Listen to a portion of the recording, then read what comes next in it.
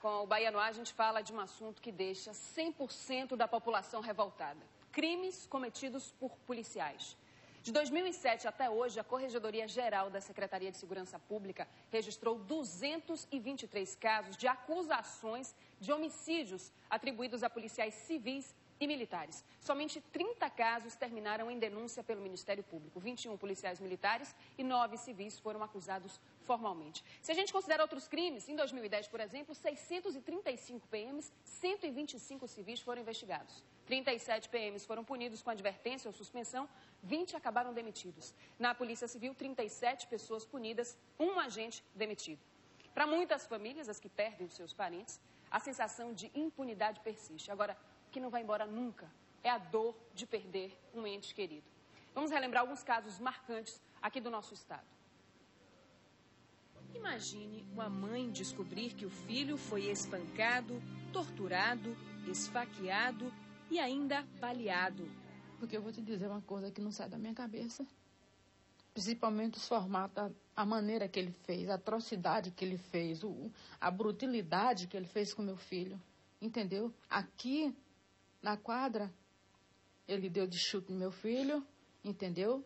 Ele deu coronhada, ele espancou meu filho bastante, deu um tiro no abdômen de meu filho, entendeu? Levou para um outro campo lá embaixo, espancou bastante meu filho. A única coisa que meu filho fazia era chamar minha mãe. A única coisa que ele fazia era chamar minha mãe e meu pai. Foi no ano de 2004 e a vítima era o adolescente Luciano Alves dos Santos, de apenas 16 anos. Agora imagine a surpresa ao descobrir que o autor dessa atrocidade era alguém pago para proteger as pessoas, um policial militar. A gente pagamos imposto, é para ver nossos filhos assassinados, é para ver parente da gente assassinado, ou eles não saber respeitar o próprio órgão deles que eles servem. A gente não tem mais sono, a gente não tem mais sonhos para sonhar. Não tem, de maneira alguma. Em 2007, o recruta da Marinha, Edvaldo de Jesus Pereira, de 20 anos, estava com amigos num ponto de ônibus em frente ao conjunto onde morava com a família.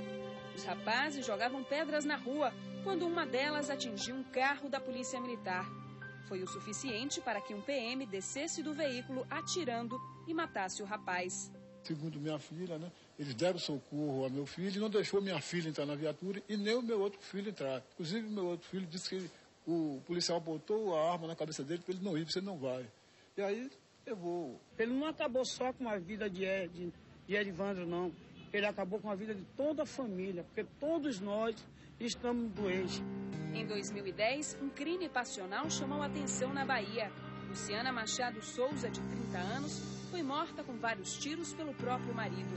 Evaristo Santana era policial civil.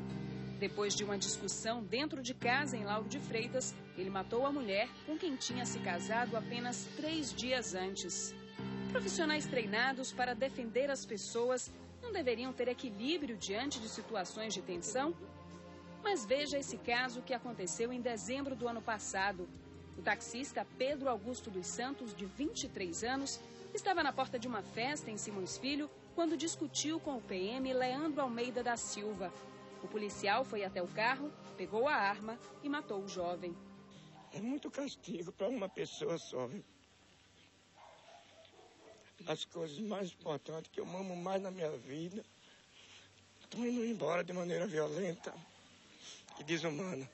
Pedro Augusto estava de casamento marcado para o mês seguinte. Ele levou a melhor parte de minha vida. Eu queria... Você tá vendo quantas pessoas tem aí? Isso ainda é pouco. Porque o meu amor não era ladrão. Não usava drogas. Não fazia coisa errada. Pra ninguém matar ele. Como se sente a população diante de casos como esses? É uma classe que infelizmente envergonha nós, brasileiros e baianos, né? Uma classe que era para poder prestar um serviço para a população e infelizmente a gente anda refém dele, com medo.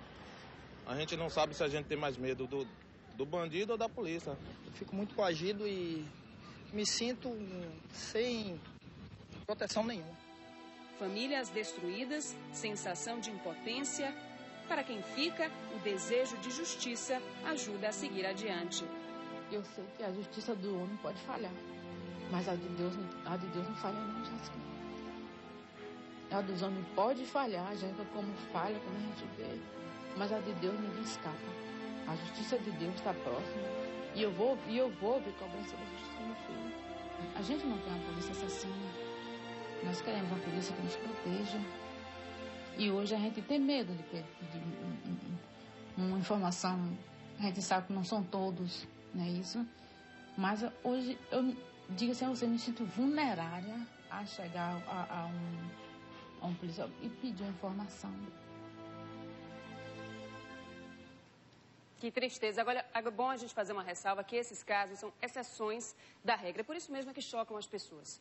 E é preciso punição exemplar, para que a atitude de uns poucos não manche a imagem de toda uma corporação que, apesar das dificuldades, dos riscos, trabalham honestamente, dá sangue, dá suor para defender a população.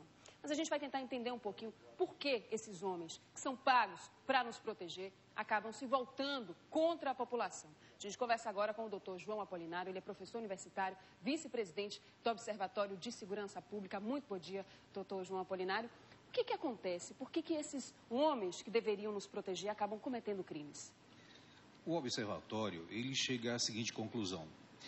Existem praticamente 5, existem mais em verdade, mas existem prioritariamente 5 crimes que são cometidos por policiais. Em razão da sua vida comum, eles cometem crimes em função do exercício da atividade de policiamento, mas também da atividade da vida comum, mas em serviço ele também tem o exercício profissional e nela comete-se crime, os chamados autos de resistências, que são julgados também pela justiça, mas o defeito principal ou a disfunção principal na atividade policial está restrita exatamente à macroestrutura de emprego desse profissional. Agora, como é que a gente consegue explicar? Será que o constante contato com a violência deixa essas pessoas insensíveis ou deixa eles um pouco fora da realidade? Por isso eles acabam não tendo noção do que estão fazendo, porque no caso desse menino que a gente viu, ele foi torturado, brutalmente torturado, teve as mãos decepadas, foi baleado. Parece que ele torturava mesmo, jogava nas feridas do menino cachaça, colocava bagas de cigarro, né? Então, assim, foi uma tortura muito cruel contra um menino de 16 anos que não estava fazendo absolutamente nada, estava num campo jogando futebol. Né? É exatamente essa disfunção dentro da estrutura. O policial, ele trabalha o dia todo ou na sua atividade constantemente com contato com o crime. Como não há dentro da estrutura o resgate desse policial para que ele trabalhe as questões da psicologia dentro da sua atividade, ele acaba, no primeiro momento, o primeiro crime, ele é aterrorizante para o policial. O segundo, ele apenas sofre o incômodo. Mas a partir do terceiro, ele desenvolve 2 grandes disfunções mentais, que é a neurose, ele se sente um justiceiro, e nesse caso extremos, eles psicotizam a criminalidade ou o homicídio, e daí sim, ele passa a integrar os grupos de extermínio ou dentro da própria profissão, cometendo atrocidades. Então, em grande medida, uma disfunção dentro da estrutura de Estado, aí não se capitaliza apenas ao governo, mas de Estado, que o induz ao exercício do enfrentamento à criminalidade, o enfrentamento com alta letalidade, tanto por parte da tropa policial e também da população, que resulta nessa falta de sensibilidade com o ser humano. E existe alguma maneira de prevenir isso, de evitar? Esses policiais, eles precisam ter um acompanhamento psicológico, isso precisa ser institucionalizado, né, incluído dentro do trabalho deles, um acompanhamento psicológico, dessa forma a gente previne? Ou a punição, por exemplo, o exemplo, olha, você que é policial e precisa dar o exemplo, você, se sair da lei, vai ser punido também. Isso também é importante? Sim, nas 2 condicionantes, a punição, ela realmente tem um fator dissuasivo. Contudo, como nós temos o emprego de homens numa situação crítica, seria prudente dentro da estrutura que retirassem esses policiais envolvidos em ocorrências de natureza letal e que fizessem uma reinserção em programas que possam reabilitá-lo ao trato com a comunidade. Contudo, isso não tem sido feito. Historicamente, isso não tem sido feito. E a gente convive com esse dilema, não é um dilema baiano apenas, é um dilema de todo o país. Em algumas outras nações também se tem esse dilema. Contudo, quando não se toma medidas coercitivas e, ao mesmo tempo, um tratamento em função dessa aquisição das disfunções mentais, a gente, então, potencializa o dilema que estamos vivendo na Bahia. Eu queria ouvir, mais uma vez, essa mãe essa mãe desse menino de 16 anos que foi brutalmente torturado. Tem um trechinho aí que a gente viu na matéria que ela conta, né, a sensação dela diante dessa notícia, de saber que o filho foi torturado por um homem que deveria ser um homem da lei. Vamos ouvir? Poxa, é para ver nossos filhos assassinados, é para ver parente da gente assassinado, ou eles não saber respeitar o próprio órgão deles que eles servem. A gente não tem mais sono, a gente não tem mais sonhos para sonhar. Não tem, de maneira alguma. Em 2007, o recruta da Marinha... Conversei com essa mãe, dona Helena.